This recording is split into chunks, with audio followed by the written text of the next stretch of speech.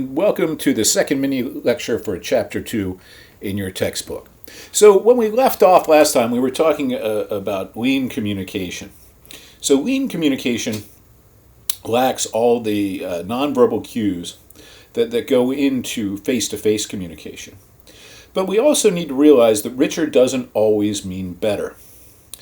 Sometimes lean messages can be better because they communicate less information about the communicator.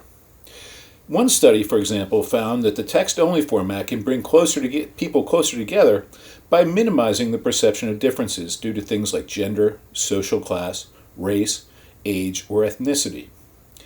As a result, it's better to use leaner messaging when you want people to focus on what you are saying rather than who is saying it, right? It's better for when you want people to focus on what you are saying rather than your appearance. So there are times when having those leaner messages can be beneficial. So I've talked a little bit about this already. It's the concept of synchronicity. So synchronicity is the condition when communicators are all connected in real time. So examples of synchronous style communication might be Skype, FaceTime, telephone conversations, face-to-face conversations. In all these examples, people are going back and forth in real time.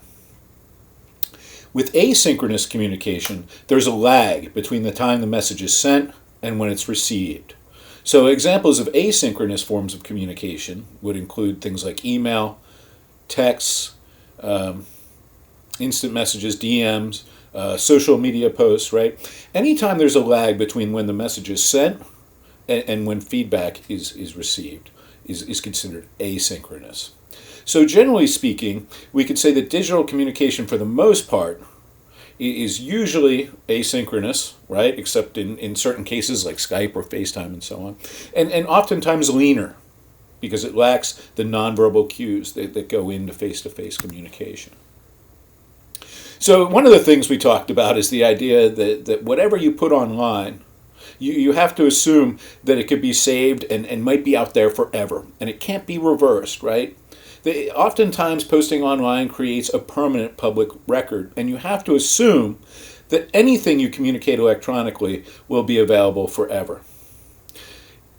Interestingly, social network posts are routinely used in court cases. We know that they're used all the time in divorce court, for example, and we'll talk a little bit more about that as this chapter moves along. And we know that people lose their jobs all the time over posts they put on social media. Like this guy right here at Taco Bell licking all the tacos, right? He was fired, of course, for this. It was funny when he did it, not so funny when his boss saw it, right? So people are starting to take notice of this idea that what you post online can be used against you. And so what we see when we survey people is that 63% of people admit to removing friends on Facebook because they're worried about the things that they might post on their page, right? We know that 44% of people surveyed said they've deleted comments posted by other people. And 37% of people have untagged themselves in other people's photos because they don't want people to be able to find them. We know that wise communicators are selective about their medium of choice, so they decide where they want to post electronically. And they're aware of the fact that the most convenient method might not be the most beneficial, right? So this young lady here in the photo, for example, was a teacher who was fired by her administration for taking this picture holding two glasses of booze, a glass of wine and a glass of beer, for double fisting, right? And so this, to me, seems really extreme, but nonetheless, it shows you how far this has gone and how careful you have to be in crafting your own kind of brand online when you go out and communicate digitally. So some of the consequences of mediated communication are really interesting. We know, for example, that communicating online causes what we call disinhibition.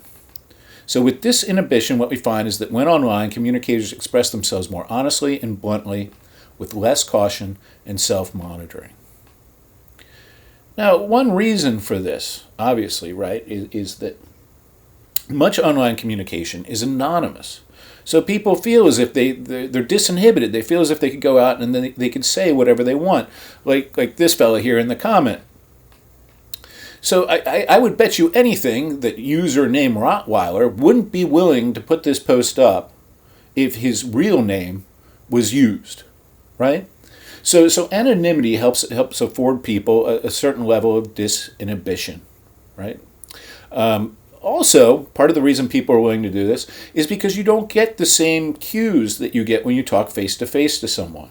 You might have had situations in your life where you're speaking face-to-face to another person, and you can just read in their face that they're not into what you're talking about, so you stop talking about it, right?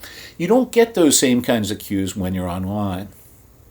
And oftentimes, right, when you do provide feedback to other people, it can be overly critical. Now again, this could be because of the fact that you're disinhibited because you're anonymous. It could be due to the lack of cues. It could be due to the asynchronous nature of communication, right? You can put that out there and you might not ever hear anything back. And so all this tempts people to say things online that they normally wouldn't say in person. So along these same lines, we find that leaner messages and asynchronous responses create a climate for what we call hyper-personal communication.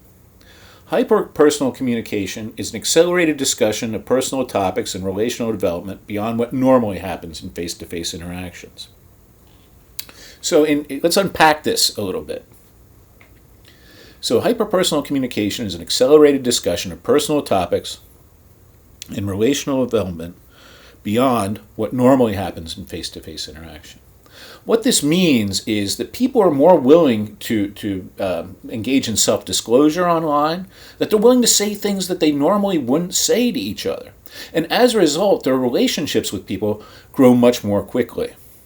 So, for example, one of my best friends, his mother divorced his father after over 50 years of marriage to go be with some guy she met playing on Words with Friends, right?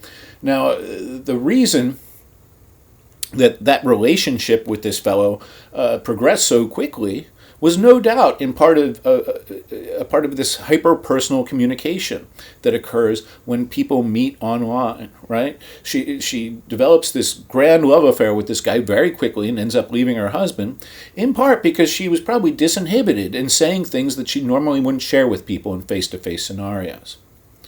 Also, in the virtual world, we're able to cover up a lot of problems and shortcomings, right?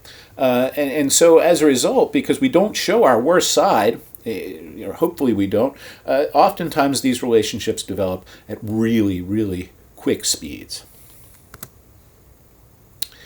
Now, there are some benefits to hyperpersonal communication.